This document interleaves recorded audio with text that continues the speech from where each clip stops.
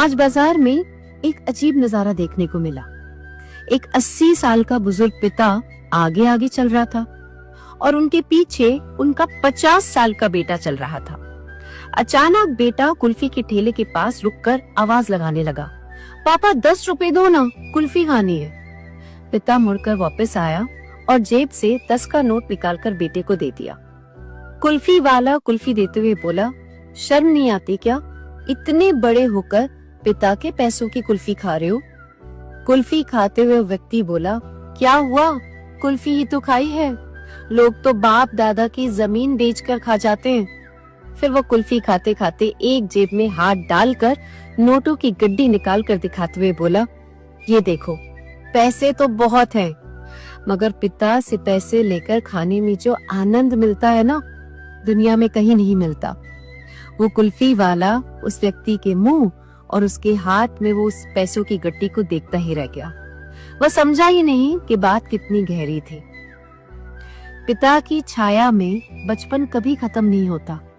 इंसान कितना भी बड़ा अमीर या कामयाब क्यों ना हो जाए, अपने पिता के सामने वो हमेशा एक बच्चा ही रहता है। पैसों से सुकून नहीं खरीदा जा सकता। इंसान अपनी मेहनत से लाखों करोड़ों रुपए कमा सकता है, जेब में नोटों की गड्डियां रख सकता है, लेकिन जो बेफिक्री, सुरक्षा और मिठास पिता से मिले 10 रुपए में होती है, वो दुनिया की किसी धन दौलत में नहीं मिलती।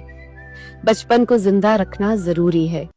बड़े होने का मतलब सिर्फ जिम्मेदारियों के नीचे दब जाना नहीं है।